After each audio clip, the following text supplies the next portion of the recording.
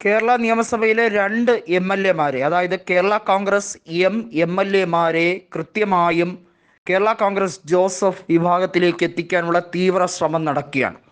തീർച്ചയായും 2 പേർ നിലവിലുള്ള 5 പേരിൽ നിന്നും രാജിവെക്കേണ്ടി വരുന്ന രാഷ്ട്രീയ സാഹചര്യം ഉണ്ടാകും.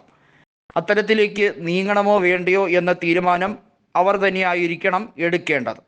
ചങ്ങനാശ്ശേരി MLA ആയിട്ടുള്ള ജോബ് മൈക്കിളും അതുപോലെ തന്നെ കാഞ്ഞിരപ്പള്ളി MLA ആയിട്ടുള്ള N ജയരാജിനെയും കൃത്യമായും ജോസഫ് ഗ്രൂപ്പിലേക്ക് എത്തിക്കാൻ തീവ്രമായ നീക്കങ്ങൾ നടക്കുന്നു എന്ന റിപ്പോർട്ട് വന്നിരിക്കുകയാണ്. ഇത് വലിയ തോതിൽ ജോസ് കെ മാണിയെ അസ്വസ്ഥപ്പെടുത്തുന്ന ഒരു കാര്യം തന്നെയാണ്. കഴിഞ്ഞ കുറേ ദിവസങ്ങളായി ജോസ് കെ മാണി വിഭാഗത്തിൽ നിന്നും പ്രബല നേതാക്കളെല്ലാം തന്നെ ജോസഫ് ഗ്രൂപ്പിലേക്ക് എത്തുന്ന ഒരു രാഷ്ട്രീയ സാഹചര്യമാണ് കേരളത്തിൽ ഉടനീളം സംഭവിച്ചുകൊണ്ടിരിക്കുന്നത്. അതിൽ കോട്ടയത്ത് തന്നെയുള്ള പല പ്രമുഖരായ നേതാക്കളും ജില്ലാ തലത്തിലുള്ളവർ, പഞ്ചായത്ത് തലത്തിൽ ഉള്ളവർ എല്ലാം തന്നെ അതിശക്തമായി ജോസഫ് ഗ്രൂപ്പിനെ പിന്തുണയ്ക്കുന്ന രാഷ്ട്രീയ സാഹചര്യത്തിലേക്ക് എത്തിയാൽ തീർച്ചയായും വരാനിരിക്കുന്ന നിയമസഭാ തെരഞ്ഞെടുപ്പിൽ മാണി കോൺഗ്രസിനുണ്ടാകുന്നത് കനത്ത നഷ്ടം തന്നെയായിരിക്കും, നികത്താനാകാത്ത നഷ്ടം. ഒരുപക്ഷെ 2 ചിഹ്നവും ആ പാർട്ടിയും എന്നേക്കുമായി അസ്തമിക്കാൻ ഇടയുണ്ട് എന്ന് കൃത്യമായി തന്നെ പറയാൻ കഴിയും. അങ്ങനെ വന്നാൽ ജോസ് കെ മാണി വെറുതെ നോക്കിയിരിക്കേണ്ടി വരും. KM മാണി എന്ന രാഷ്ട്രീയ അധികായൻ്റെ പ്രസ്ഥാനം അസ്തമിക്കാൻ പോകുന്നു എന്ന് കൃത്യമായ സന്ദേശം നൽകിക്കൊണ്ടാണ് കോട്ടയത്ത് ഫ്രാൻസിസ് ജോർജ് 87,000-ഓളം വോട്ടിന് തോമസ് ചാഴിക്കാടനെ തറപറ്റിച്ചത്.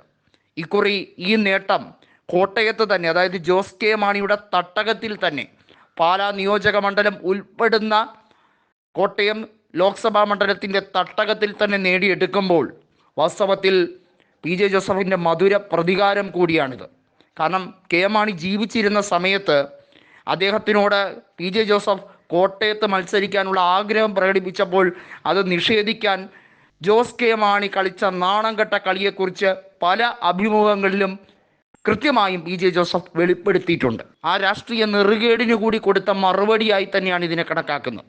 വളരെ വൈകാതെ തന്നെ മാണി C കാപ്പൻ എന്ന പാലാ MLA കൂടി ജോസഫ് വിഭാഗത്തിലേക്ക് എത്തുന്നതോടുകൂടി ജോസഫ് വിഭാഗം മധ്യ തിരുവിതാംകൂറിലെ ഏറ്റവും വലിയ ചോദ്യം ചെയ്യപ്പെടാത്ത ശക്തിയായി മാറും എന്നുള്ളതിൽ ഒരു സംശയവുമില്ല.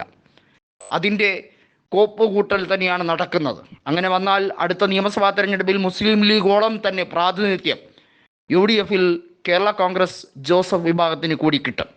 നിലവിലെ രാഷ്ട്രീയ സാഹചര്യം ജോസഫ് വിഭാഗത്തിന് ഏറ്റവും അനുകൂലമായി നിൽക്കവേ 2026 അസംബ്ലി തെരഞ്ഞെടുപ്പിൽ അധികാരത്തിലേക്ക് കൂടി UDF വന്നാൽ തീർച്ചയായും കേരള കോൺഗ്രസ് എന്നത് വെറും എല്ലും തോലുമായി മാറുന്ന രാഷ്ട്രീയ സാഹചര്യമായിരിക്കും.